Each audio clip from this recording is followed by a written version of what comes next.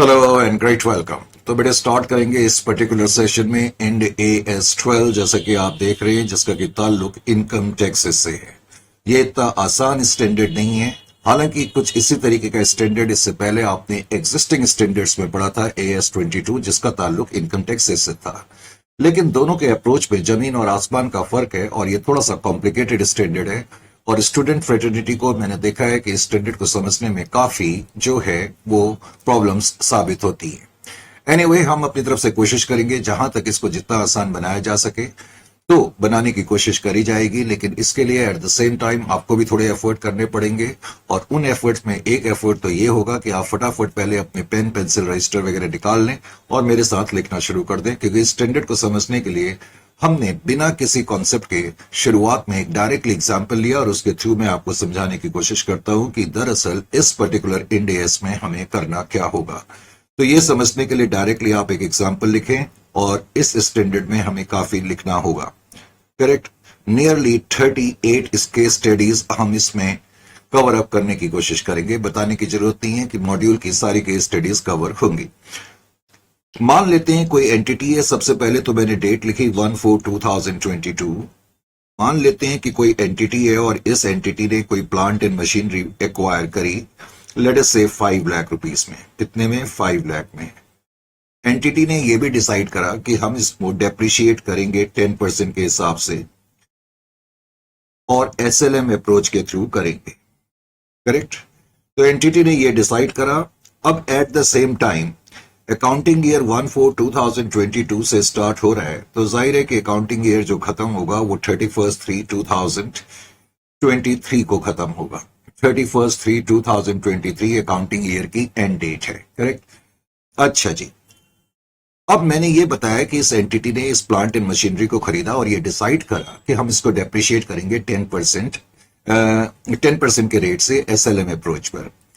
फिर मैंने यहां पर आपको यह भी लिखाया कि अंडर इनकम टैक्स रूल, लेकिन इनकम टैक्स रूल्स में अंडर IT रूल यानी कि income tax rule, under income tax rate of depreciation, आपको मालूम है कि रेट ऑफ डेप्रिशिएशन फाइनेंस में अलग होते हैं यानी कि अकाउंट्स में अलग होते हैं और इनकम टैक्स में अलग होते हैं।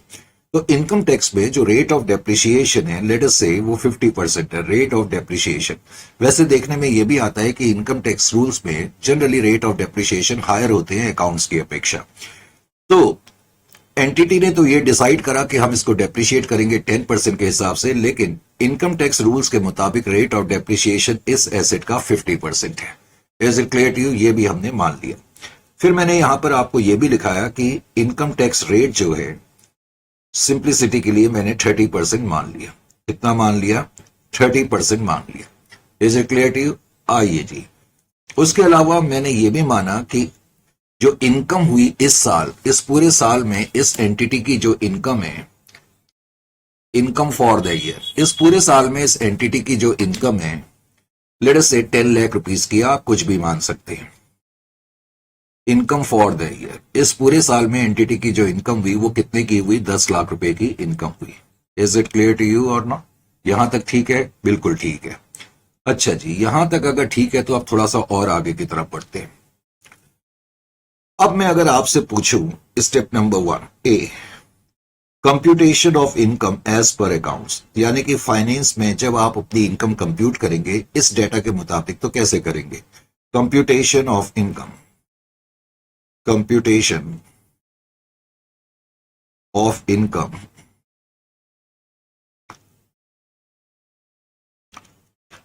As per accounting concepts.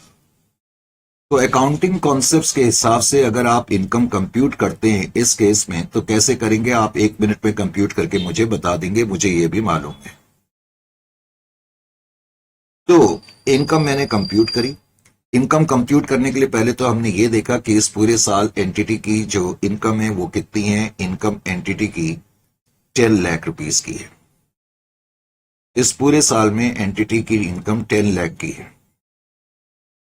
अब उसके अलावा अकाउंट्स में हम डेप्रिशिएशन माइनस करेंगे और हमने डिसाइड करा हुआ है कि जो ये प्लांट एंड मशीनरी हमने बिगनिंग की डेट को खरीदी है उसको हम 10% के हिसाब से डेप्रिशिएट करेंगे। तो इस साल का डेप्रिशिएशन कितना हो जाएगा? 5 लाख का 10%, दैट इज 50,000। निश्चित रूप से हमारा डेप्रिसिएशन जो होगा वो 50,000 का होगा, इसमें तो किसी तरीके का कोई डाउट नहीं होना चाहिए। डेप्रिसिएशन माइनस करने के बाद हमारी इनकम 9,50,000 की रह गई है। जाहिर है कि ये जो इनकम है इसको मैं इनकम बिफोर टैक्स कहूंगा, इजंट इट और नॉट? समझ में आ गया? तो इनकम बिफोर टैक्स कितनी हो गई इस केस में? 9,50,000 की हो गई। तो इनकम बिफोर टैक्स जो है वो 9,50,000 की आपने कंप्यूट कर ली। और अगर मैं आपसे पूछूं कि टैक्स कितना आप पे करेंगे, तो 30% टैक्स रेट मैंने आपको लिखाया हुआ है। तो 30% 9,50,000 का आपने कंप्यूट करा और 2,85,000 जो है वो आपका टैक्स रेट आ गया, टैक्स आ गया। यानी कि अकाउंटिंग पॉइंट ऑफ व्यू से हम कह सकते हैं कि इस एंटिटी को इस साल 2,85,000 का टैक्स पे करना चाहिए। इसमें तो किसी तरीके का डाउट नहीं है। नो सर, किसी तरीके का डाउट नहीं है। अब अगर मैं आपसे पूछूं computation of income as per IT rules, अब अगर आप अपनी इनकम को कंप्यूट करते हैं as per income tax loss के हिसाब से, computation of income as per IT laws या IT rules, income tax rules के हिसाब से अगर आप इनकम कंप्यूट करेंगे तो क्या डिफरेंस आएगा? सबसे पहले तो आपने इनकम को नोट करा, इस पूरे साल की इनकम आपकी 10 लाख की है। अब इनकम टैक्स में जब आप डेप्रिसिएशन माइनस करेंगे तो कितना डेप्रिसिएशन आपका माइनस होगा? आपका जो एसेट है उसकी कॉस्ट जो है वो 5 लाख की है, जबकि इनकम टैक्स में डेप्रिसिएशन का रेट कितना है? 50% है। इसका मतलब 2,50,000 का डेप्रिसिएशन होगा। आपने देखा अकाउंट्स में आपने डेप्रिसिएशन 50,000 का माइनस करा था, जबकि इनकम टैक्स रूल्स के मुताबिक डेप्रिसिएशन 2,50,000 का माइनस हो रहा है। तो जाहिर है कि अकाउंटिंग इनकम में और टैक्सेबल इनकम में फर्क आ जाएगा। Is it clear to you? यानी कि आपने देखा अकाउंट्स के मुताबिक हमारी इनकम 9,50,000 की थी बिफोर टैक्स और टैक्सेबल इनकम 7,50,000 की है। तो इनकम बिफोर टैक्स अब 7,50,000 की है। तो जाहिर है कि अब जब मैं टैक्स लायबिलिटी कंप्यूट करूंगा तो उसमें भी डिफरेंस आ जाएगा। अकाउंट्स के हिसाब से तो टैक्स लायबिलिटी 2,85,000 की आई थी, लेकिन इनकम टैक्स के पॉइंट ऑफ व्यू से जो मेरा टैक्स आ रहा है 2,85,000 का आ जाएगा। 30% ऑफ 7,50, 2,85 नहीं आएगा और ये आएगा 2,25,000 का, 2,25,000। तो इनकम टैक्स लायबिलिटी आपने देखा टैक्सेशन पॉइंट ऑफ व्यू से 2,25,000 की आ रही है। इनफैक्ट ये चीफ रीजन है इस पर्टिकुलर स्टैंडर्ड के इंट्रोडक्शन का। जनरली अकाउंट्स की इनकम में यानी कि अकाउंटिंग इनकम में और टैक्सेबल इनकम में डिफरेंस आता है, क्योंकि कुछ ऐसे खर्चे होते हैं या कुछ ऐसे आइटम्स होते हैं जिनका कि ट्रीटमेंट अकाउंट्स में अलग होता है और इनकम टैक्स में अलग होता है, जिसकी चर्चा आप बाद में करेंगे। तो बेसिकली अकाउंटिंग इनकम अलग आती है, टैक्सेशन इनकम अलग आती है, जिसकी वजह से टैक्स लायबिलिटी में डिफरेंस आ जाता है। तो आपने देखा कि 2,25,000 है। अब प्रॉब्लम यह है कि इस साल जब मैं टैक्स के अपने एक्सपेंसेस दिखाऊंगा तो मुझे कितने एक्सपेंसेस दिखाने होंगे, कितने एक्सपेंस पे करने होंगे और टोटल मैं कितने एक्सपेंसेस रिफ्लेक्ट करूंगा अपनी इनकम स्टेटमेंट में। तो ये कुछ क्वेश्चन है जिसको समझने की हम कोशिश कर रहे हैं। लेट अस से अब मैं क्या करूंगा, मैंने अकाउंटिंग इनकम भी कंप्यूट कर ली, मैंने टैक्सेशन इनकम भी कंप्यूट कर ली, अकाउंटिंग कॉन्सेप्ट्स के हिसाब से भी इनकम कंप्यूट करा, टैक्सेशन रूल्स के हिसाब से भी अपनी इनकम को कंप्यूट कर लिया। अब पॉइंट यह है कि अल्टीमेटली मुझे टैक्स भी तो भरना है और मुझे अपनी एक परफेक्ट इनकम स्टेटमेंट भी बनानी है। तो अब मैं क्या करूंगा, एक रिवाइज्ड इनकम स्टेटमेंट बनाऊंगा, रिवाइज्ड इनकम स्टेटमेंट। अब रिवाइज्ड इनकम स्टेटमेंट बनाने के पीछे रीजन ये है कि मुझे अल्टीमेटली ये रिफ्लेक्ट करना है कि मैं अपनी इनकम स्टेटमेंट में कितने खर्चे इस साल जो है रिफ्लेक्ट करूं। तो इसके लिए मुझे एक बार फिर से अपनी इनकम को रिफ्लेक्ट करना पड़ेगा। मेरी इनकम कितनी है? इनकम तो मेरी 10 लाख की है। अब आप यहां डेप्रिसिएशन माइनस करेंगे, क्योंकि रिवाइज्ड इनकम स्टेटमेंट जो आप बनाएंगे अकाउंटिंग पॉइंट ऑफ व्यू से बनाएंगे। तो अकाउंट्स में आपने डेप्रिसिएशन 50,000 का माइनस करा हुआ है, तो आप 50,000 का ही डेप्रिसिएशन माइनस करके दिखाएंगे। 9,50,000 आपकी इस वक्त अकाउंटिंग इनकम है, इसको हम बोलते हैं अकाउंटिंग इनकम। जो इनकम बिफोर टैक्स होता है या प्रॉफिट बिफोर टैक्स होता है, इसको हम बोलते हैं अकाउंटिंग इनकम। बाद में हम देखेंगे प्रॉफिट बिफोर टैक्स। तो बेटा ये मेरा प्रॉफिट बिफोर टैक्स है, इस केस में 9,50,000 का। यहां तक ठीक है। अब इस प्रॉफिट बिफोर टैक्स में से मुझे टैक्स एक्सपेंसेस माइनस करने पड़ते हैं। अब जो टैक्स एक्सपेंसेस होते हैं, बाद में मैं टैक्स एक्सपेंस का मीनिंग बहुत डिटेल में आपको बताऊंगा। फॉर द टाइम बीइंग अभी मैंने आपको इतना ही बताया कि टैक्सेशन एक्सपेंस का मतलब होता है current taxes, current taxes, current taxes और प्लस या माइनस। प्लस भी हो सकता है, माइनस भी हो सकता है। Deferred taxes, deferred taxes plus भी हो सकता है, माइनस भी हो सकता है। वो डिपेंड करता है कि जो डेफर्ड टैक्सेस है वो डेफर्ड टैक्स एसेट है या लायबिलिटी है। अब ये कैसे पता करा जाएगा, तो समझने की कोशिश करें, ये कोई मुश्किल काम नहीं है। सबसे पहले तो आप ये देखें कि जो आपने अपनी अकाउंटिंग इनकम कंप्यूट करी थी, अकाउंटिंग इनकम के पॉइंट ऑफ व्यू से आपकी टैक्स लायबिलिटी कितनी आई थी। एक सिंपल सा रूल मैंने आपको बताया। तो हमने कंप्यूट करा था, तो हमने देखा था कि जब अकाउंटिंग इनकम हमने कंप्यूट करी थी 9,50,000 की आई थी और टैक्स लायबिलिटी मेरी 2,85,000 की आई थी। आप बस इस बात का ध्यान रखें कि जब आप अपनी रिवाइज्ड इनकम स्टेटमेंट बनाएंगे तो आपका 2,85,000 का अमाउंट यहां रिफ्लेक्ट होना लाजमी। यानी कि जो टैक्स एक्सपेंसेस है उसका टोटल जो होगा वो निश्चित रूप से वही होना चाहिए जो आपकी अकाउंटिंग कॉन्सेप्ट्स के हिसाब से टैक्स लायबिलिटी आई थी। पॉइंट ये है, पर इसका मतलब ये नहीं है कि आपको इतना टैक्स भरना है। आपने अपने अकाउंटिंग पॉइंट ऑफ व्यू से जब टैक्स लायबिलिटी कंप्यूट करी थी, आपकी टैक्स लायबिलिटी 2,85,000 की आई थी। अब हम आते हैं करंट टैक्सेस पर। बेटे करंट टैक्स का मतलब क्या है, बाद में हम देखेंगे कि करंट टैक्स का मतलब है कि वो टैक्स जो इनकम टैक्स अथॉरिटीज ने डिटरमिन करा है। अब हमने देखा जब हमने टैक्सेशन पॉइंट ऑफ व्यू से अपनी टैक्स लायबिलिटी डिटरमिन करी थी तो हमारी टैक्स लायबिलिटी 2,25,000 की आई थी। Is it clear to you? तो यहां पर मैं क्या लिखूंगा, 2,25,000। इनफैक्ट ये वो टैक्स है जो मुझे इस साल भरना पड़ेगा। This is the amount of tax जो मुझे पे करना पड़ेगा। Is it clear to you? Sir अगर हमें 2,25,000 का टैक्स पे करना है तो हमारी तो लायबिलिटी ये है या हमारा खर्चा तो ये है, पर आपने तो 2,85,000 लिखा है। राइट, मैं उसके बारे में बताऊंगा, लेकिन पहले आप ये समझने की कोशिश करें आपके अकाउंटिंग पॉइंट ऑफ व्यू से टैक्स लायबिलिटी 285 की आई थी। लॉजिकली आपको अब पे कितना करना है, सिर्फ 2,25,000। करंट टैक्स का मतलब है tax liability which has been determined by the taxation authority. यहां तक ठीक है। अब इन दोनों को किसी तरह से आपने इसके बराबर लाना है। बताओ बराबर लाने के लिए प्लस करना पड़ेगा या माइनस करना पड़ेगा? सर निश्चित रूप से हमें प्लस करना पड़ेगा। प्लस कितना करना पड़ेगा? 60,000 प्लस करना पड़ेगा। तो अब मैं आपको $1 ट्रिलियन पॉइंट अभी बता रहा हूं, जो कि मैं बहुत बाद में बार बार उसका यूज भी करूंगा और बार बार उसको मैं एक्सप्लेन भी करूंगा। तो मैंने अभी आपको यह बताया कि यहां पर जो डेफर्ड टैक्सेस होंगे वो डेफर्ड टैक्स एसेट भी हो सकते हैं और डेफर्ड टैक्स लायबिलिटी भी हो सकता है। डेफर्ड टैक्स एसेट भी हो सकते हैं, डेफर्ड टैक्स लायबिलिटी भी हो सकता है।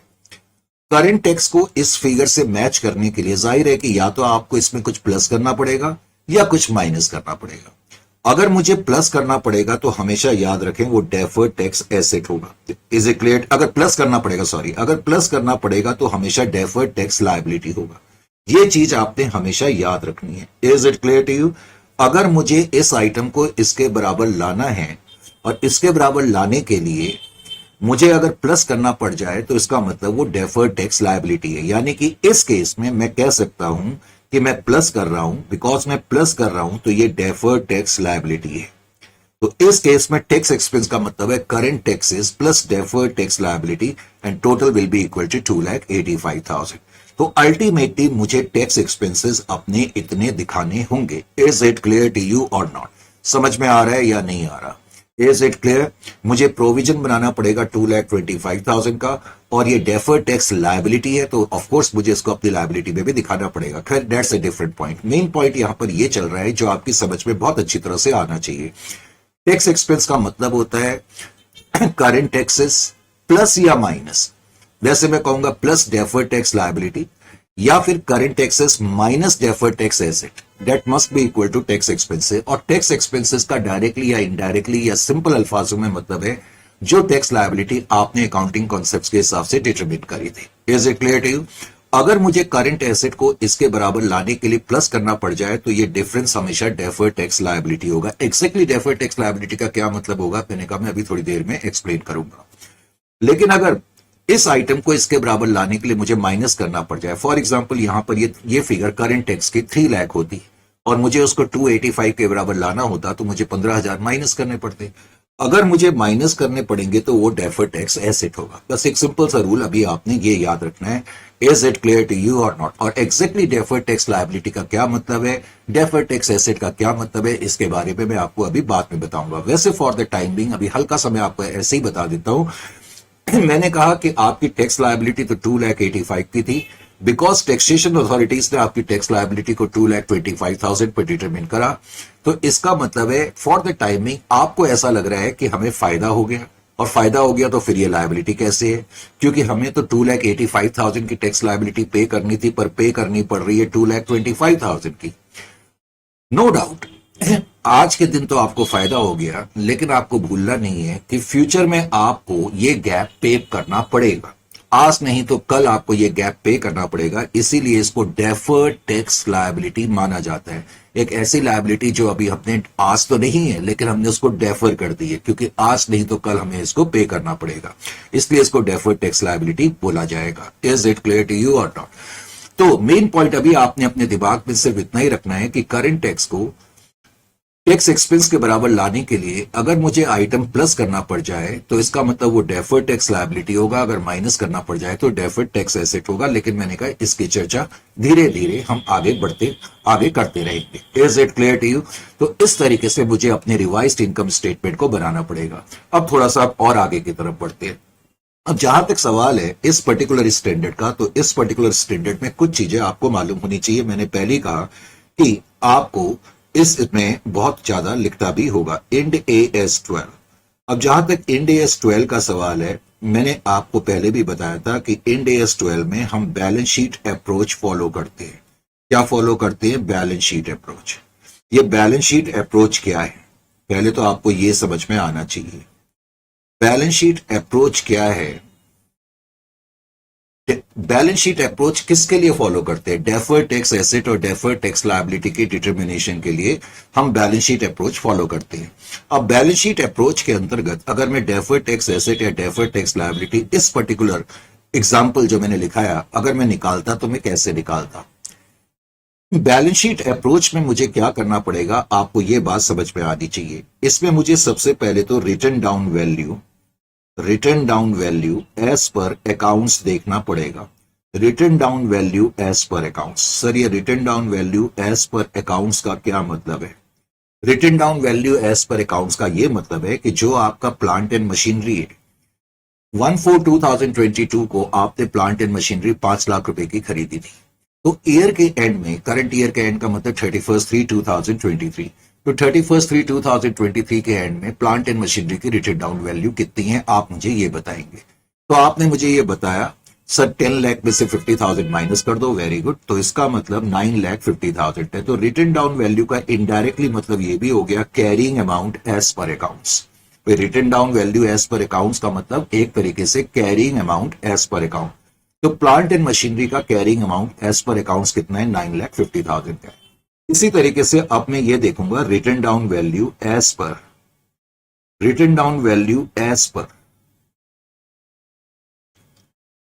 पर टैक्स लॉस या टैक्स रूल्स। अब टैक्सेशन रूल्स के हिसाब से ईयर के एंड में इस एसेट की जिसकी की कॉस्ट 5 लाख की थी, इस एसेट की जिसकी की कॉस्ट जो है, सॉरी मैंने यहां पर 9,50,000 लिख दिया, एक्सट्रीमली सॉरी, जस्ट वेट। इसकी जो रिटन डाउन वैल्यू थी 5 लाख का एसेट था, तो 50,000 माइनस करने के बाद 4,50,000 आ जाएगी। 4,50,000 इजंट इट और नॉट? और written down value as per taxation liability. अब टैक्स लायबिलिटी के हिसाब से रिटन डाउन वैल्यू कितनी होनी चाहिए? 5 लाख का एसेट था, 5 लाख में से मैं 2.5 लाख माइनस कर दूंगा, तो इसका मतलब रिटन डाउन वैल्यू 2,50,000 की होगी। Is it clear to you? अब बैलेंस शीट अप्रोच के मुताबिक मुझे डेफर्ड टैक्स लायबिलिटी या डेफर्ड टैक्स एसेट फाइंड करने के लिए क्या करना होगा? सबसे पहले तो आपको यह समझना होगा written down value as per accounts का मतलब कैरिंग अमाउंट ही होता है। एक तरीके से ये भी कैरिंग अमाउंट है, ये भी कैरिंग अमाउंट है, लेकिन written down value as per tax liability, as per sorry taxation laws, इसको हम कहते हैं टैक्स बेस। बाद में हम देखेंगे कि जो कैरिंग अमाउंट है, देखा जाए तो ये भी कैरिंग अमाउंट है, ये भी कैरिंग अमाउंट है, लेकिन ये carrying amount as per accounts है और ये carrying amount as per taxation laws है। टैक्सेशन लॉस के मुताबिक जो कैरिंग अमाउंट होता है उसको टैक्स बेस बोलते हैं, और अकाउंट्स के मुताबिक जो कैरिंग अमाउंट होता है उसको कैरिंग अमाउंट ही बोलते हैं। तो सिंपल वर्ड्स में मैं बोलूंगा कि हमने कैरिंग अमाउंट को टैक्स बेस से कंपेयर करना होगा। कंपेयर करने के लिए, कंपेयर करने का मतलब है उसके बाद मैं डिफरेंस देखूंगा। अब डिफरेंस कितना आ गया, 2 लाख का आ गया, पक्का आ गया, राइट सर। ये तो बड़ा इजी लग रहा है, इजी नहीं है, कॉम्प्लिकेटेड है, मैं कोशिश कर रहा हूं जितना इजी हो सके। तो ये डिफरेंस आपने नोट करा। अब ये जो डिफरेंस होगा, ये जो डिफरेंस आएगा, करेक्ट, इसको हम बोलेंगे टेम्परेरी डिफरेंस। इसको हम बोलेंगे टेम्परेरी डिफरेंस। इसको हम टेम्परेरी डिफरेंस इसलिए बोलते हैं क्योंकि ये डिफरेंस बेसिकली जो आ रहा है डेप्रिसिएशन की वजह से आ रहा है। आपको याद होगा कि इनकम टैक्स में आपने 50,000 का डेप्रिसिएशन माइनस करा था, सॉरी अकाउंट्स में आपने 50,000 का डेप्रिसिएशन माइनस करा था, इनकम टैक्स में 2.5 लाख का डेप्रिसिएशन माइनस करा था। तो वो दोनों का डिफरेंस 2 लाख है। Is it clear to you और नॉट?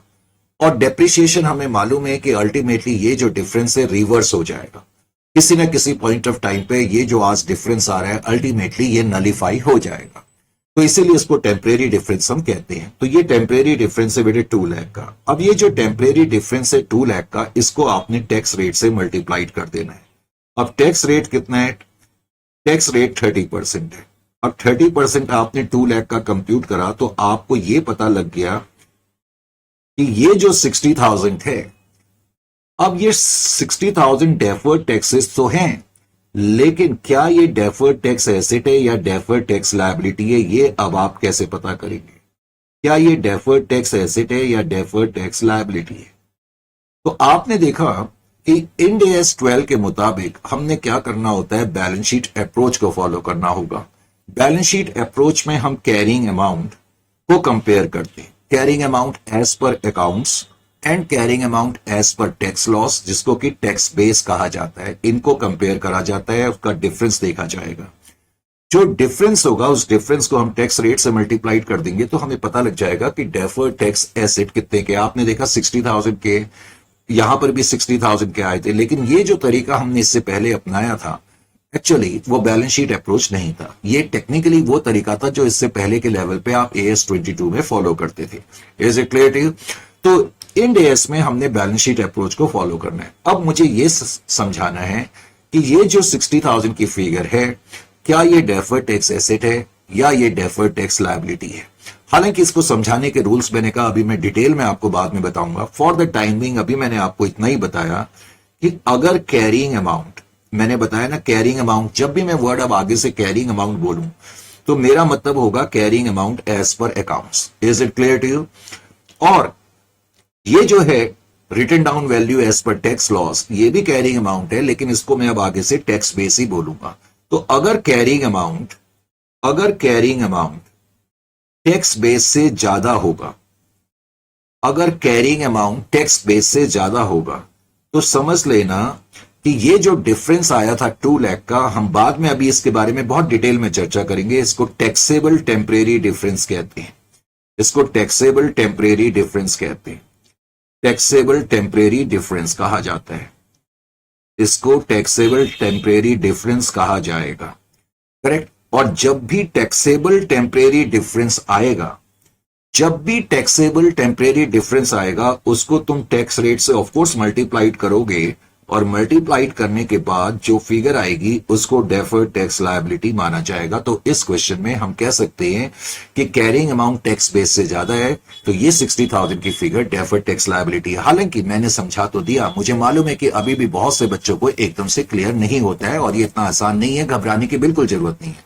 मैंने अभी आपको सिर्फ ये बताया कि इंड AS 12 में हमने मूव कैसे करना है। अभी आप ये भूल जाओ सर ये हमें कैसे याद रहेगा, ये कैसे याद रहेगा, ये 2 मिनट का काम है, कोई चिंता मत करो, चिंता की कोई जरूरत ही नहीं है। अब हम थोड़ा सा आगे बढ़ते हैं। तो अब हमने इन डिटेल स्टैंडर्ड की चर्चा आगे जारी रखी। Is it clear to you? अब हम डिटेल में इसको समझने की कोशिश करते हैं। जैसा कि हम देख ही चुके हैं, जहां तक इंड AS 12 का सवाल है, मैंने शुरुआत में ही बोला कि Ind AS 12 corresponding to existing accounting standard AS 22 है। Is it clear to you? फिर मैंने अभी हल्का सा आपको यह भी बताया, जहां तक इस स्टैंडर्ड का सिग्निफिकेंस का सवाल है, जहां तक सिग्निफिकेंस का सवाल है, मैंने आपको यह भी बताया कि स्टैंडर्ड का सिग्निफिकेंस इस सेंस में है क्योंकि अधिकतर डिफरेंस आता है between the profit as per what we call financial statement and as per taxation laws. Correct? Because of difference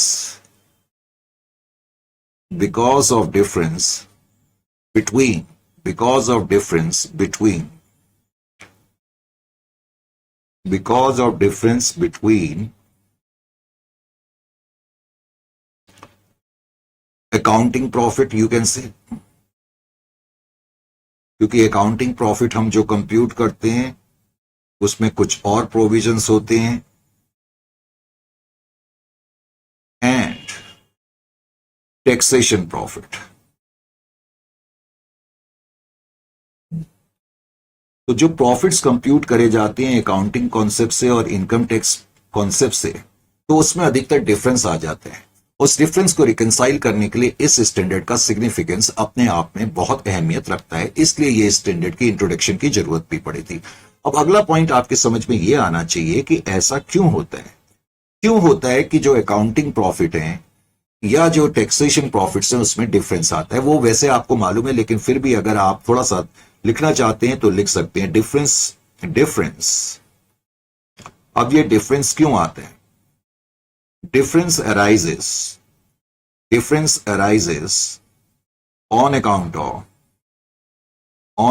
of, हम कह सकते हैं कि जो डिफरेंस आता है उसका मेन कारण एक तो ये होता है कि अकाउंट्स में हम अधिकतर एक्रूवल सिस्टम फॉलो करते हैं हर तरीके के एक्सपेंस के लिए और हर तरीके के इनकम के लिए, जबकि इनकम टैक्स में ऐसा नहीं होता। तो लिख लें फिर भी, accrual basis of accounting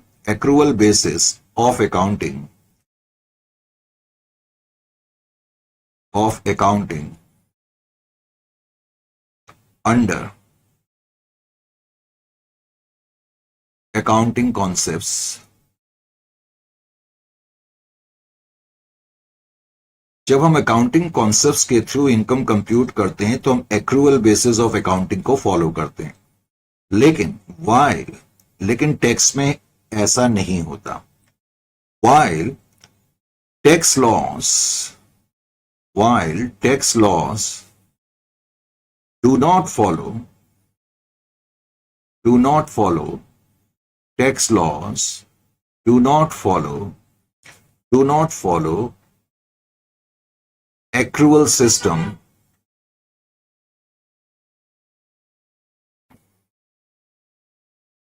for all expenses and revenue. सारे एक्सपेंसेस और रेवेन्यू के लिए इनकम टैक्स में जो है एक्रूअल सिस्टम नहीं होता। आपने तो मुझसे ज्यादा इनकम टैक्स पढ़ा हुआ है और आपको मालूम है कि इनकम टैक्स में कुछ खर्चे और कुछ इनकम्स ऐसी होती हैं जिनको हम जो है ऑन कैश बेसिस पर रिकॉग्नाइज करते हैं। Correct? For all expenses and revenue. तो एक तो ये कारण होता है कि इनकम में क्यों डिफरेंस आता है। दूसरा कारण मैंने अभी आपको शुरुआत में ही बताया था, डेप्रिसिएशन। जनरली देखने में यह आता है कि डेप्रिसिएशन रेट्स अकाउंट्स में जो है कम होता है इनकम टैक्स की अपेक्षा, या इसको हम रिवर्स करके कहें तो हम ये कह सकते हैं कि इनकम टैक्स में डेप्रिसिएशन रेट जनरली हायर होता है। Depreciation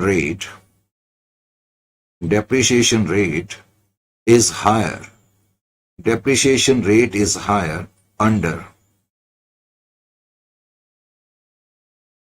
income tax laws. तो जनरली इनकम टैक्स के अंदर डेप्रिसिएशन का रेट ज्यादा होता है, उसकी वजह से भी डिफरेंस आ जाता है।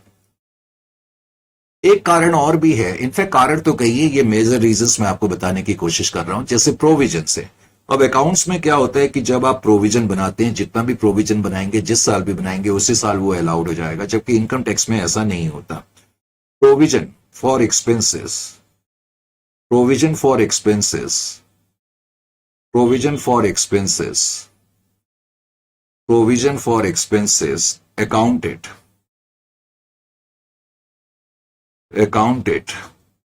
ऑन एक्रूवल बेसिस, यानी कि जितना भी आपने प्रोविजन बनाया पूरा का पूरा आप अपने पीएनएल अकाउंट में डेबिट कर सकते हैं under accounts on accrual basis, under accounting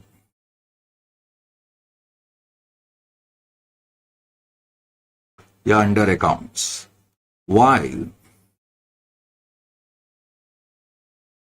while under income tax, under income tax,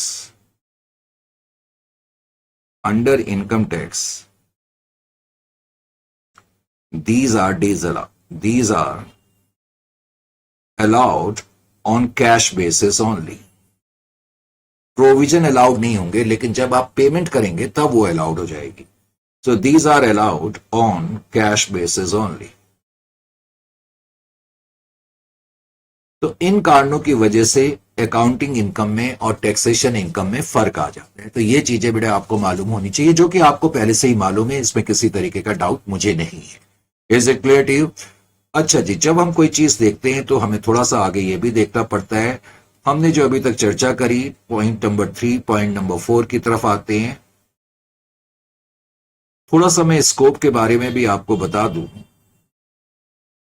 जब आप इतना पढ़ ही रहे हैं, और खास तौर से स्कोप के पीछे रीजन ये है बताने का कि आपके आजकल ऑब्जेक्टिव टाइप क्वेश्चंस भी आते हैं, तो आपको ये मालूम होना चाहिए. अब इसमें तो किसी तरह का डाउट नहीं है कि जो इंड AS 12 है वो अप्लाई होता है in accounting for taxes, applied in accounting for taxes.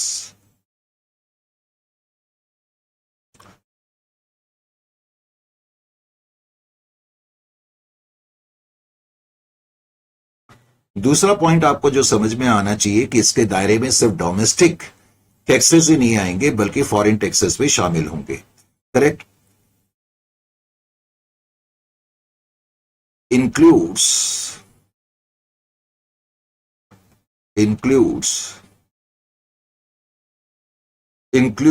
tax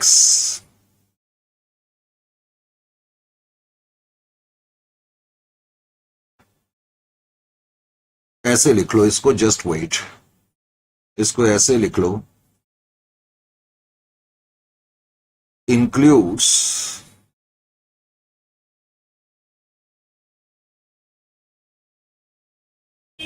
all types of income tax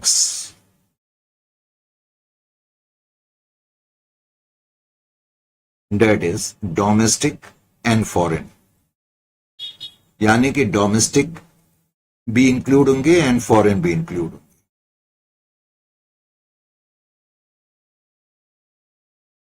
लेकिन जैसा कि हर स्टैंडर्ड में होता है, कुछ एक्सेप्शन भी होती हैं. तो इसमें भी एक्सेप्शन है कि does not include to government grant, does not deal with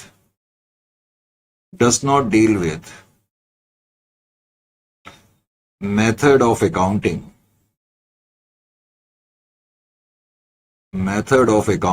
for government grants.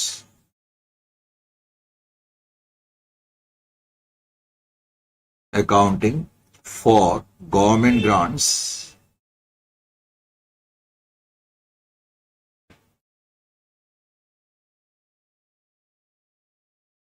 और इन्वेस्टमेंट क्रेडिट. कई बार गवर्नमेंट जो है क्रेडिट देती है कि आप इन्वेस्टमेंट करो, हम आपको सब्सिडी वगैरह देंगे, तो उन पर ये स्टैंडर्ड जो है अप्लाई नहीं होता.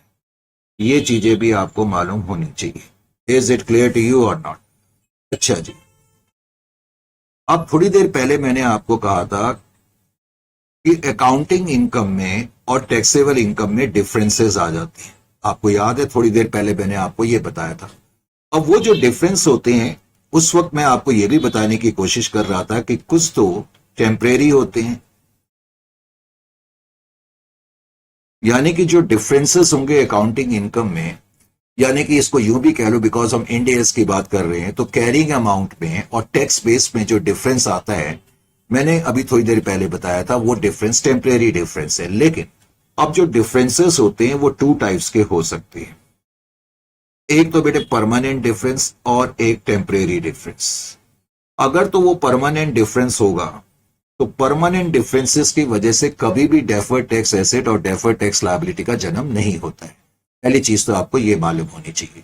यानी कि deferred tax asset and deferred tax liability basically arise on account of temporary difference only. ये चीज आपको मालूम होनी चाहिए, correct.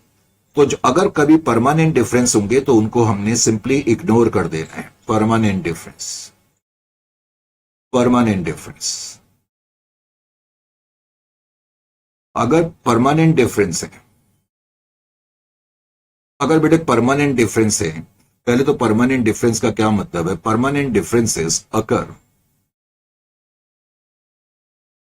When certain items when certain items when certain items of revenue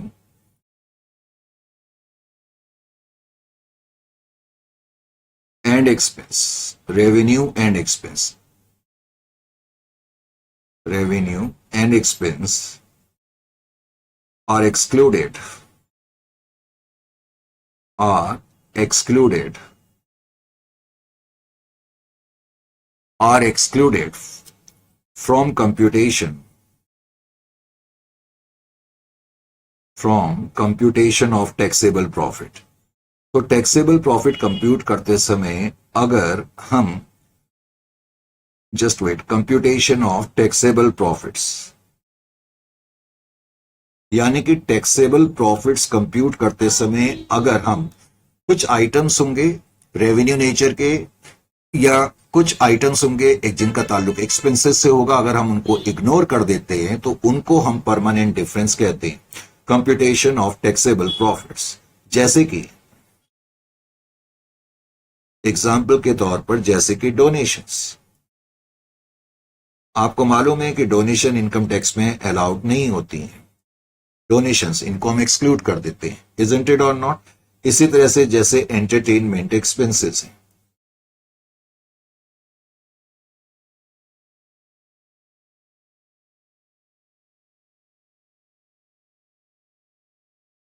तो याद रखें कि permanent expenses never give rise to what we call deferred tax asset and deferred tax liability, क्योंकि ये फ्यूचर में कभी भी रिवर्स नहीं हो सकते। इसलिए तो इसका मतलब डेफर्ड टैक्स एसेट और डेफर्ड टैक्स लायबिलिटी जो होंगे because of permanent, because of temporary difference होते हैं, ना कि परमानेंट डिफरेंस। तो टेम्परेरी डिफरेंस,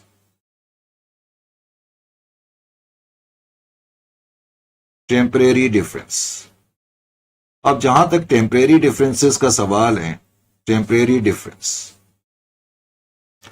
अब जो टेम्परेरी डिफरेंस होते हैं, जैसा मैंने कहा, that is difference between,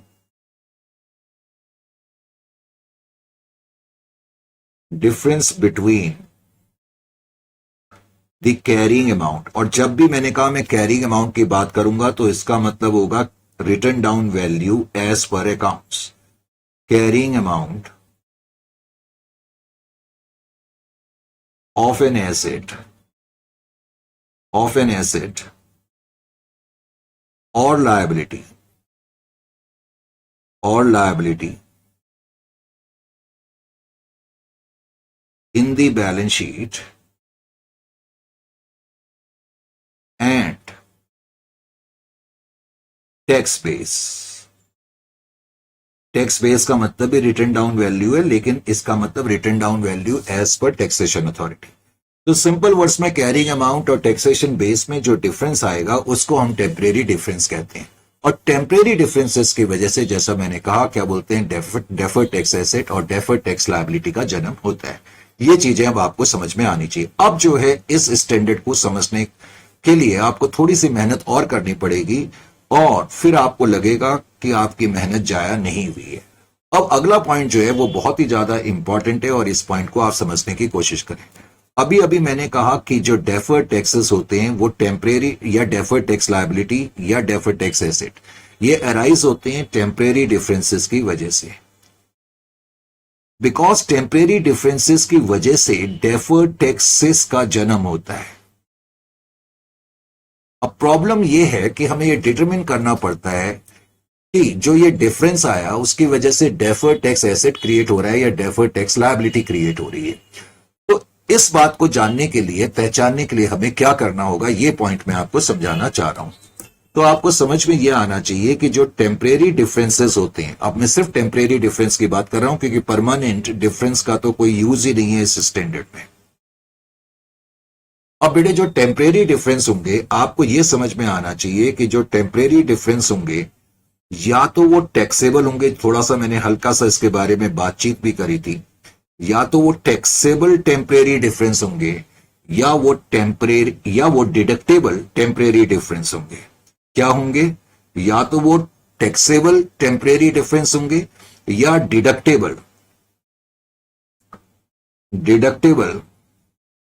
temporary difference होंगे। अब ये टैक्सेबल हैं या डिडक्टेबल हैं, ये कैसे पता लगेगा, ये तो मैं आपको बताऊंगा ही, लेकिन मेन पॉइंट ये है कि अगर टेम्परेरी डिफरेंस टैक्सेबल है तो इसका मतलब फ्यूचर में आपको टैक्स पे करना पड़ेगा। इसीलिए इस केस में डेफर्ड टैक्स लायबिलिटी का जन्म होता है। जब हम कहते हैं टैक्सेबल डिफरेंसेस है, इसका मतलब है फ्यूचर में आपको टैक्स पे करना पड़ेगा। इसलिए जब भी टैक्सेबल होगा टेम्परेरी डिफरेंस, हमेशा डेफर्ड टैक्स लायबिलिटी का जन्म होता है। और कभी भी अगर डिडक्टेबल होगा तो इसका मतलब है फ्यूचर में आपको बेनिफिट मिलेगा। टैक्सेबल का मतलब है फ्यूचर में आपके लिए नुकसान, और डिडक्टेबल का मतलब है कि ये आइटम फ्यूचर में आपकी इनकम को कम कर देगा, आपको कम टैक्स पे करना पड़ेगा। इनडायरेक्टली ये इसका मतलब है फ्यूचर बेनिफिट। एक तरीके से टैक्सेबल का मतलब है फ्यूचर ऑब्लिगेशन। आप इसको समझने के लिए एक आम बोलचाल के भाषा में ऐसे भी कन्वर्ट कर सकते हैं। तो डिडक्टेबल का मतलब है फ्यूचर बेनिफिट, और इसकी वजह से डेफर्ड टैक्स एसेट का जन्म होगा। डेफर्ड टैक्स एसेट का जन्म होगा। बस अब मुझे यह पता करना है कि जो टेम्परेरी डिफरेंस है, मुझे कैसे पता लगेगा कि ये टैक्सेबल है या ये डिडक्टेबल है। तो ये फाइंड करने के लिए मुझे क्या करना पड़ेगा, जस्ट पे अटेंशन। कोई मुश्किल काम नहीं है, मैंने आपको पहले ही कहा था। शुरुआत में ये थोड़ा सा मुश्किल लगता है, धीरे धीरे धीरे फिर आपकी समझ में सब कुछ आ जाएगा। ध्यान से मेरी बात को समझने की कोशिश करें, जो मैं आपको समझाने की कोशिश कर रहा हूं। मैंने जब शुरुआत में वो एग्जाम्पल दिया था, तब भी मैंने आपको बताया था ये पता करने के लिए कि डिफरेंस, देखो टेम्परेरी डिफरेंस तो होगा ही होगा, करेक्ट। अब मेन चीज मुझे ये पता करना है कि वो टैक्सेबल है या डिडक्टेबल है। Is it clear to you? तो इसके लिए मुझे क्या देखना पड़ेगा कि अगर carrying amount, is it clear to you? Carrying amount जो है वो टैक्स बेस से ज्यादा है। चलो मैं इसको और सिंप्लीफाई करके आपको लिखा देता हूं ताकि आपको और आसानी, जितना आसान हो सकता है मैं उतना करने की कोशिश कर रहा हूं। सबसे पहले तो आप ये देखें कि जो आइटम है वो एसेट है या लायबिलिटी है। पहले तो आप इस बात का ध्यान रखें। Is it clear to you? जैसे कि उस एग्जांपल में प्लांट एंड मशीनरी एसेट था, यानी कि किसी एसेट के केस में अगर कैरिंग अमाउंट का मतलब written down value as per account, अगर कैरिंग अमाउंट ज्यादा है टैक्स बेस से, टैक्स बेस का मतलब भी कैरिंग अमाउंट होता है, लेकिन इसका मतलब है written down value as per taxation authorities balance sheet. Is it clear to you? तो अगर कैरिंग अमाउंट टैक्स बेस से ज्यादा होगा तो हमेशा ध्यान रखना कि जो डिफरेंस आएगा वो टैक्सेबल होगा, टैक्सेबल टेम्परेरी डिफरेंस होगा। टैक्सेबल टेम्परेरी डिफरेंस, वो हमेशा टैक्सेबल टेम्परेरी डिफरेंस होगा। बस आप एक ही रूल याद रख लेंगे तो सारे रूल ऑटोमेटिकली याद हो जाएंगे। वो टैक्सेबल टेम्परेरी डिफरेंस होगा। अभी अभी मैंने बताया है टैक्सेबल टेम्परेरी डिफरेंस का इनडायरेक्टली मतलब है फ्यूचर में आपके लिए नुकसान। तो जब भी टैक्सेबल टेम्परेरी डिफरेंस होगा, हमेशा डेफर्ड टैक्स लायबिलिटी का जन्म होगा। बस इतना सा पॉइंट आपको याद रखना है। Is it clear to you? अभी मैंने बताया एसेट्स के केस में, पहले हम एसेट्स के केस की ही बात कर रहे हैं, करेक्ट। अगर कैरिंग अमाउंट मान लेते हैं कि कम है, अगर कैरिंग अमाउंट टैक्सेशन बेस से कम है, कैरिंग अमाउंट टैक्सेशन बेस से कम है, तो पहले मैंने कहा टैक्सेबल डिफरेंस था, तो जाहिर है कि अब डिडक्टेबल होगा। इसको मैं बोलूंगा deductible temporary difference, deductible temporary difference, deductible temporary difference, deductible temporary difference. अब ये डिडक्टेबल टेम्परेरी डिफरेंस आ जाएगा।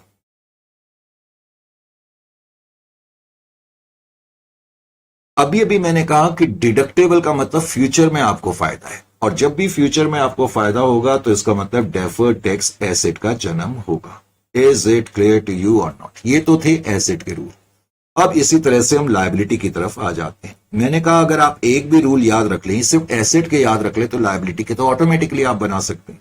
लायबिलिटी, अब बेटे जहां तक लायबिलिटीज का सवाल है, तो लायबिलिटीज के अंदर अगर आइटम लायबिलिटी है और carrying amount more than tax base है, आपने देखा एसेट्स के केस में जब कैरिंग अमाउंट ज्यादा था टैक्स बेस से, तो टैक्सेबल टेम्परेरी डिफरेंस था। लेकिन लायबिलिटी के केस में उल्टा हो जाएगा, अगर कैरिंग अमाउंट टैक्स बेस से ज्यादा होगा तो टैक्सेबल की बजाय अब डिडक्टेबल हो जाएगा। इस तरह से आप खुद ही रूल बना सकते हैं। डिडक्टेबल, तो ये डिडक्टेबल टेम्परेरी डिफरेंस आएगा। और जब भी डिडक्टेबल होगा, मैंने बताया डेफर्ड टैक्स एसेट का जन्म होगा। आपने देखा यहां पर डेफर्ड टैक्स लायबिलिटी का जन्म हुआ था, अब डेफर्ड टैक्स एसेट का होगा, उल्टा हो जाएगा। इसी तरीके से अगर carrying amount is less than tax base, तो उस केस में फिर टैक्सेबल टेम्परेरी डिफरेंस आ जाएगा, और टैक्सेबल टेम्परेरी डिफरेंस होगा तो उस केस में जाहिर है कि फिर मुझे डेफर्ड टैक्स लायबिलिटी क्रिएट करनी पड़ेगी। Is it clear to you और नॉट? यहां तक समझ में आ गया या नहीं आ गया? सर बिल्कुल समझ में आ गया। अब यहां तक भी समझ में आ गया है तो एक आध और पॉइंट की भी चर्चा कर दूं।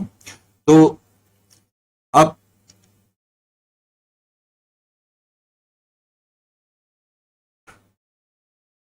जैसे कि अकाउंटिंग प्रॉफिट क्या है, वैसे तो मैं आपको बता ही चुका हूं। अकाउंटिंग प्रॉफिट, अकाउंटिंग प्रॉफिट का क्या मतलब है? Profit for the period before tax, correct? Accounting profit, accounting income या अकाउंटिंग प्रॉफिट्स की बात हम जब भी करेंगे तो इसका मतलब है हम बात कर रहे हैं profit for the period, profit for the period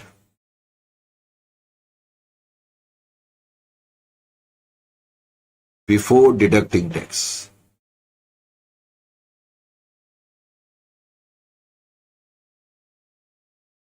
before deducting tax. इसी तरीके से जब मैं टैक्सेबल प्रॉफिट्स की बात करूंगा तो यहां पर भी मेरा वही मतलब है, टैक्सेबल प्रॉफिट्स। वैसे हम डिफाइन ऐसे करते हैं, profits determined, profits determined in accordance with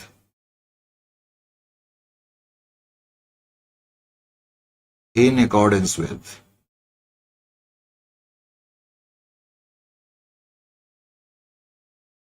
tax laws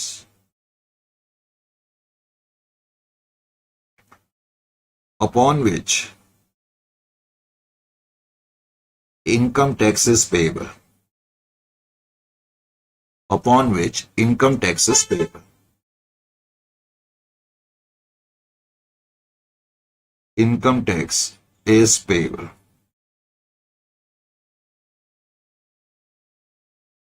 हालांकि ये सारी चीजें ऑलरेडी मैं एक्सप्लेन कर चुका हूं। Is it clear to you? ये सारी चीजें आपको मालूम होना चाहिए। आपको याद होगा शुरुआत में मैंने आपको एक बड़ा इंपॉर्टेंट पॉइंट बताया था, टैक्स एक्सपेंस। अल्टीमेटली जब मैं अपनी रिवाइज्ड इनकम स्टेटमेंट बनाता हूं तो मुझे उसमें टैक्स एक्सपेंस रिफ्लेक्ट करने पड़ते हैं, और टैक्स एक्सपेंस का मतलब मैंने आपको बताया था करंट टैक्सेस,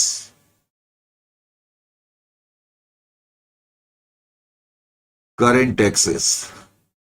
फिर मैंने बताया था इसमें से प्लस भी करना पड़ सकता है, माइनस भी करना पड़ सकता है, वो डिपेंड करता है कि डेफर्ड टैक्स एसेट है या डेफर्ड टैक्स लायबिलिटी है। डेफर्ड टैक्सेस, अगर डेफर्ड टैक्स लायबिलिटी होगी तो प्लस करेंगे, डेफर्ड टैक्स एसेट होगा तो माइनस करेंगे, correct?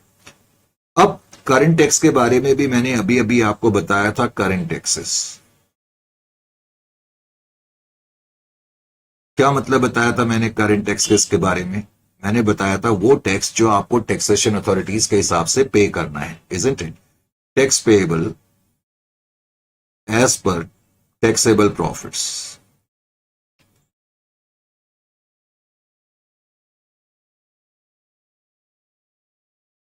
As per taxable profits. तो ये कुछ पॉइंट्स हैं जो आपको मालूम होने चाहिए इसको अच्छी तरह से समझने के लिए। Is it clear to you और नॉट? इंटरेस्टिंग है और बहुत ज्यादा इंटरेस्टिंग है, इसमें किसी तरीके का डाउट नहीं है। अब यहां तक करने के बाद, करेक्ट, यहां तक करने के बाद अब मुझे क्या करना होगा, ये पॉइंट मुझे आपको समझाना है, करेक्ट। हालांकि मैंने काफी चीजें आपको ऑलरेडी बताई दी है, लेकिन जस्ट अब जब बात चली गई है, मैंने कहा आपके ऑब्जेक्टिव टाइप क्वेश्चंस भी आते हैं, तो कई बार ऑप्शंस में करेक्ट कौन सा मार्क करना होता है, बच्चों को ये प्रॉब्लम होती है। ये बात मैं आपको बता ही चुका हूं। Tax base of an asset, tax base of an asset का क्या मतलब है, ये मैंने आपको बताया था। बताया था या नहीं बताया था? Tax base of an asset को हम कई नाम से कह सकते हैं। इसका मतलब आप कह सकते हो कैरिंग अमाउंट, इसको तुम carrying amount as per taxation कह सकते हो, इसको रिटन डाउन वैल्यू भी कह सकते हो, correct, tax base.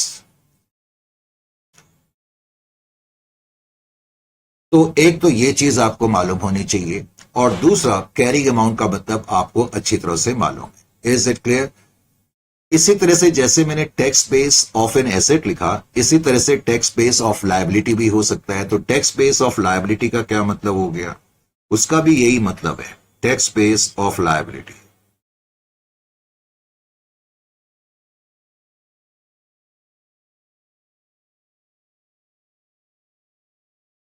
Tax base of liability, tax base of liability का आप ही बताओ क्या मतलब निकला? Carrying amount, carrying amount as per taxation loss या एज पर टैक्सेशन।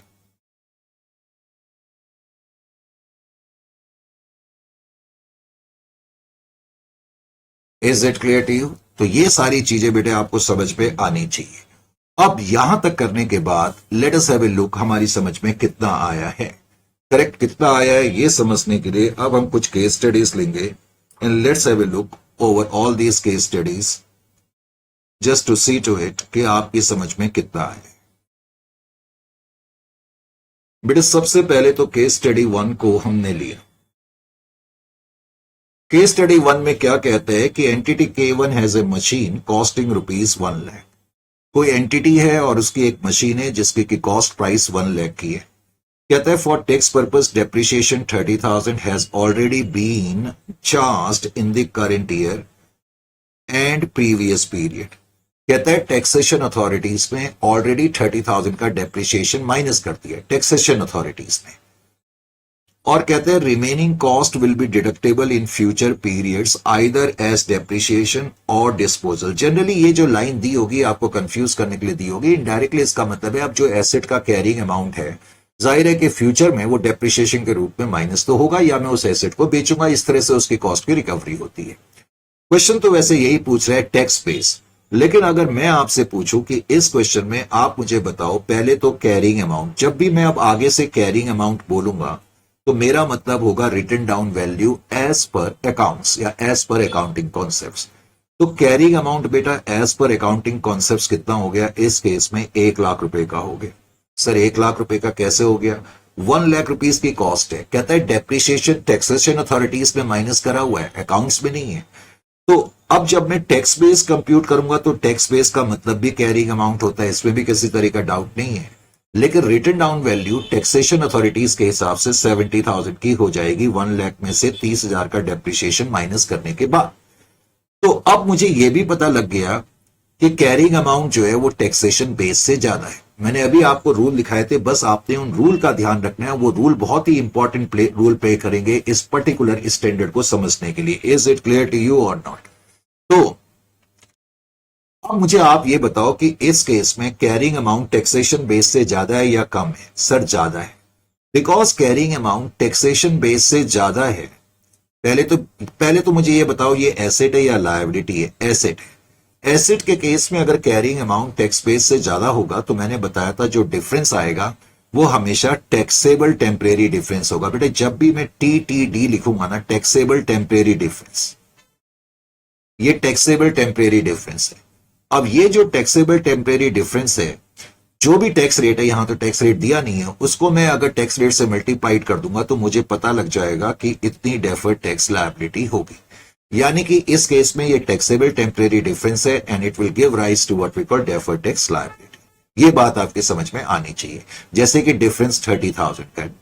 अब जो भी टैक्स रेट होगा, मान लेते हैं टैक्स रेट सिंप्लिसिटी के लिए 10% है, तो मैं इसको 10% से मल्टीप्लाई कर दूंगा तो 3,000 डेफर्ड टैक्स लायबिलिटी आ गई। Is it clear to you? इसी तरीके से केस स्टडी 2 को देखें। केस स्टडी 2 में क्या कहता है कि entity K2 limited had acquired an item of plant and machinery for ₹1 lakh on 1 April 2019। K2 limited नाम की कंपनी ने एक प्लांट एंड मशीनरी एक्वायर करी 1 लाख की इस तारीख को, और डिसाइड करा कि हम इसको डेप्रिशिएट करेंगे eight the rate of 10% per annum on straight line basis. कहता है for the year ended 31 March 2020 it provided depreciation of 10,000। ठीक है, 1 लाख पे 10% का डेप्रिसिएशन 10,000 होगा। तो कहता है एंटिटी ने डेप्रिसिएशन जो है वो दे दिया है। अब मुझे आप ये बताओ इस केस में अच्छा जी, आगे उसने क्या कहा? आगे कहता है जस्ट वेट, इसमें एक लाइन लिखी नहीं हुई है, वो आप लिख लेना यहां पर। Depreciation as per income tax, depreciation as per income tax, depreciation as per income tax is 30%। वो लिखा नहीं हुआ है। हाँ जी, अब आप ये मुझे बताओ कि ईयर के एंड में पहले तो कैरिंग अमाउंट कितना होगा? बेटे एसेट कैरिंग अमाउंट का मतलब written down value as per accounts होता है। 1 लाख तो एसेट की कॉस्ट है, और 1 लाख में आप 10,000 का डेप्रिसिएशन माइनस कर देंगे तो आपको यह पता लग गया कि 90,000 जो है वो इस केस में क्या आ गया? 90,000 क्या है? 90,000 जो है वो कैरिंग अमाउंट है। अब अगर मैं आपसे पूछूं टैक्स बेस कितना होगा, बिकॉज 1 लाख कॉस्ट है और टैक्स में मैंने अभी अभी आपको बताया कि जो डेप्रिसिएशन का रेट है वो दरअसल 30% है, तो इसका मतलब टैक्स बेस 70,000 होगा। अब पिछले क्वेश्चन की तरह इस क्वेश्चन में भी पहले तो ये एसेट है, ये आपको अच्छी तरह समझना होगा। एसेट के केस में अगर कैरिंग अमाउंट टैक्सेशन बेस से ज्यादा होगा तो मैंने आपको बताया था टैक्सेबल टेम्परेरी डिफरेंस आ जाएगा, TTP। टैक्सेबल टेम्परेरी डिफरेंस 20,000 का। अब जो भी टैक्स रेट है, मैंने कहा क्वेश्चन में तो ये पूछा नहीं है, क्वेश्चन तो सिर्फ ये पूछ रहा है कि आप टैक्स बेस कंप्यूट करके बताओ। वो तो हमने बता दिया टैक्स बेस 70,000 है। मैं ऐसे ही बता रहा हूं, जो भी टैक्स रेट होगा उस टैक्स रेट को इसमें मल्टीप्लाइड कर देंगे। बिकॉज ये टैक्सेबल टेम्परेरी डिफरेंस है तो इसकी वजह से डेफर्ड टैक्स लायबिलिटी आ जाएगी। Is it clear to you? ये चीजें आपको इसमें मालूम होनी चाहिए। केस स्टडी 3 में वो क्या कहता है ये अब आप देखें। केस स्टडी 3 में कहता है एंटिटी K3 लिमिटेड नाम की कंपनी है, acquired an item of plant and machinery for ₹5 lakh. इन्होंने एक प्लांट एंड मशीनरी एक्वायर करी 5 लाख में, और कब एक्वायर करी? ऑन 1 अप्रैल 2019 को करी। कहता है it depreciated this item eight the rate of 10% per annum on straight line basis. Entity ने डिसाइड करा कि हम इसको डेप्रिशिएट करेंगे 10% के हिसाब से। फिर कहता है for the year ended 31 March 2020 it provided depreciation of ₹50,000। 50,000 का डेप्रिशिएशन हमने दिया। आगे उसने ये भी लिखा carrying amount of the plant and machinery as on 31 March is 4,50,000। पिछले क्वेश्चन से मिलता जुलता क्वेश्चन है, और कहता है as per taxation law this item of plant and machinery has been depreciated at the rate of 30%। दस कहता है एंटिटी ने टैक्स पर्पस के लिए डेप्रिसिएशन 1,50,000 का दिया। बिल्कुल पिछले क्वेश्चन से मिलता जुलता है, इसमें मेरे बताने लायक कुछ नहीं है। पहले तो आप कैरिंग अमाउंट निकाल लेंगे। कैरिंग अमाउंट अकाउंट्स में 5 लाख माइनस 10% के हिसाब से डेप्रिसिएशन 50,000 का है, तो मैं कहूंगा कि कैरिंग अमाउंट ईयर के एंड में 4,50,000 का है। जबकि टैक्स बेस यानी कि written down value as per taxation laws. अब कहता है टैक्स में रेट जो है वो 30% है, यानी कि डेप्रिसिएशन 1,50,000 का आप माइनस करेंगे तो आपको ये पता लग गया कि 3,50,000 जो है टैक्स बेस है। अब आपने नोट करा कि ये भी एसेट है। एसेट के केस में एक बार फिर से कैरिंग अमाउंट टैक्स बेस से ज्यादा है। जब भी कैरिंग अमाउंट टैक्स बेस से ज्यादा होगा तो टैक्सेबल टेम्परेरी डिफरेंस आएगा। टैक्सेबल टेम्परेरी डिफरेंस यानी कि फ्यूचर में मुझे नुकसान होगा। टैक्सेबल का मैंने बताया था ना, फ्यूचर में नुकसान, तो इसकी वजह से डेफर्ड टैक्स लायबिलिटी का जन्म हो जाएगा। Is it clear to you और नॉट? इसी तरीके से केस स्टडी 4 को भी देखें। केस स्टडी 4 में कहता है entity K4 has an inventory carrying amount of 5 lakh as at the reporting date. कहते हैं एंटिटी K4 लिमिटेड नाम की कोई एंटिटी है और कहता है कि इन्वेंट्री जो है 5 लाख की लिखी हुई है। ये जो लाइन लिखी हुई है कि it recovers the value of the inventory through sale in subsequent reporting period, यानी कि एंटिटी की ये कोशिश है कि अगले साल हम इस इन्वेंट्री को बेच करके इसका अमाउंट रिकवर करेंगे। लेकिन क्वेश्चन में आगे ये भी लिखा है the sale value is the economic benefit derived by the entity and is taxable. Correct? कहता है जो भी सेल वैल्यू हम करेंगे, कहता है वो तो टैक्सेबल होगी, लेकिन आगे ये भी कह रहा है however as per matching concept against this sale the entity is entitled to deduct the cost. अब आप बोलोगे इतना लंबा चौड़ा सर दिया हुआ है, इसमें करना क्या है? राइट, इसमें करना क्या है? तो अगला क्वेश्चन तो यही है। सबसे पहले तो बेटे समझ में यह आना चाहिए कि इन्वेंट्री एसेट है, इसमें पहला पॉइंट तो यही समझना है, नंबर 1। नंबर 2 फिर समझना है कैरिंग अमाउंट क्या होगा। कैरिंग अमाउंट के बारे में तो कोई डाउट ही नहीं है, क्योंकि लिखा हुआ है कि 5 लाख का है। कितने का है? 5 लाख का। देखो अभी तक मुझे टैक्स बेस कंप्यूट करने में प्रॉब्लम नहीं आ रही थी, पर कभी कभी इस तरह की जब क्वेश्चंस होंगे उसमें प्रॉब्लम आ सकती है। तो यहां मैं आपको एक बड़ा सिंपल सा रूल बता देता हूं। कभी भी अगर क्वेश्चन में लिखा होगा कि एंटिटी अपनी कॉस्ट को रिकवर करेगी, कंपनी अपनी कॉस्ट को रिकवर करेगी, करेक्ट, थ्रू सेल रिकवर करेगी, लेकिन उस सेल्स में से खर्चे भी माइनस करने की इजाजत होगी, अगर इस तरीके से लिखा होगा क्वेश्चन में, तो ऐसे क्वेश्चन में आप ब्लाइंडली ये मान के चलना कि टैक्स बेस भी उतना ही है जितना carrying amount. Is it clear to you? मैंने आपको सिंपल यहां पर एक ट्रीटमेंट बता दी। वैसे तो यहां पर कैरिंग अमाउंट दिया, वही अमाउंट आप लिख सकते हो, लेकिन मैंने आपको थोड़ा बताने की कोशिश करी, जैसा कि इस क्वेश्चन में लिखा है कि एंटिटी रिकवर करने की कोशिश कर रही है अपनी कॉस्ट को थ्रू सेल के, लेकिन क्वेश्चन में आगे ये भी लिखा है कि ये जो एंटिटी सेल करेगी इसमें से कॉस्ट माइनस करने की इजाजत भी होगी। Is it clear to you और नॉट? तो यही वजह है कि टैक्स बेस को मैंने ब्लाइंडली 5 लाख मान लिया। अब आपने क्या देखा, अब की बार कैरिंग अमाउंट और टैक्स बेस सेम है, तो इसका मतलब अब की बार कोई डीटीए कोई डीटीएल का अराइज नहीं होगी whenever carrying amount will be equal to tax base. तो ये पॉइंट भी आपको समझना है। केस स्टडी 5 में क्या कहता है कि एंटिटी ने एक एसेट एक्वायर करा 5 लाख का for production of certain items, और कहता है इसको एंटिटी डिडक्ट करेगी equally over 2 years in the books of the accounts. तो अकाउंट्स में तो एंटिटी ने डिसाइड करा कि हर साल हम 50% डेप्रिशिएशन देंगे। भाई 2 साल में मैं इसको डेप्रिशिएट करूंगा तो इसका क्या मतलब है? 50% डेप्रिशिएशन। और क्वेश्चन में दे भी दिया है the carrying amount at the end of the first year is 2,50,000, जबकि इनकम टैक्स में 75%। जब इस तरह के क्वेश्चन होते हैं तो उसमें आपको प्रॉब्लम नहीं आएगी। तो इसका मतलब अब आपको पता ही है कि कैरिंग अमाउंट क्या हो जाएगा। 5 लाख की कॉस्ट है, 50% डिस्काउंट है, तो फर्स्ट ईयर के एंड में अकाउंट्स में कैरिंग अमाउंट इतना होगा, जबकि टैक्स में रिटर्न डाउन वैल्यू कितनी होगी? कहता है 75% है, यानी कि 5 लाख की कॉस्ट है, 5 लाख का 75% 3,75,000 हो गया। Isn't it or not? इसका मतलब टैक्स में रिटर्न डाउन वैल्यू 1,25,000 की होगी। अब ये एसेट है, कैरिंग अमाउंट टैक्स बेस से ज्यादा है, तो इसका मतलब टैक्सेबल टेम्परेरी डिफरेंस है।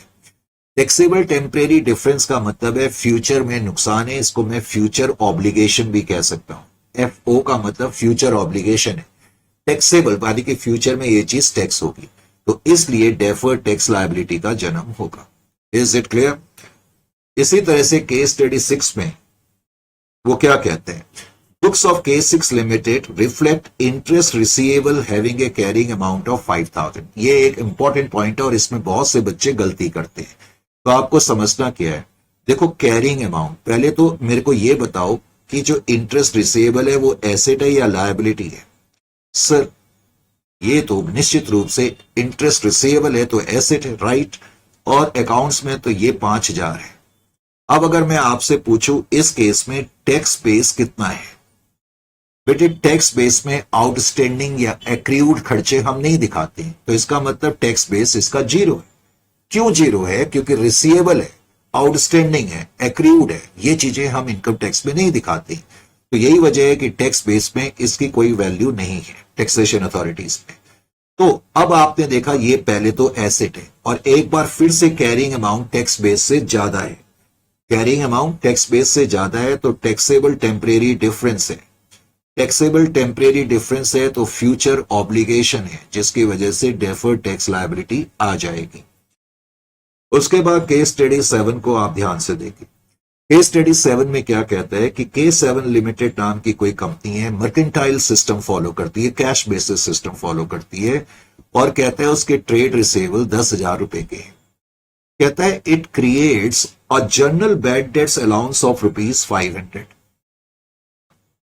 अब अकाउंट्स में कैरिंग अमाउंट कितना हो जाएगा? डेटर्स 10,000 के हैं, और कहता है ये जो एंटिटी है इसने 500 रुपए के जनरल, यानी कि इस एंटिटी की कोई जनरल पॉलिसी है कि हम 500 रुपए का जनरली बैड डेट्स क्रिएट करते हैं, तो इन्होंने बैड डेट्स क्रिएट करा है, तो इसका मतलब कैरिंग अमाउंट 9,500 है।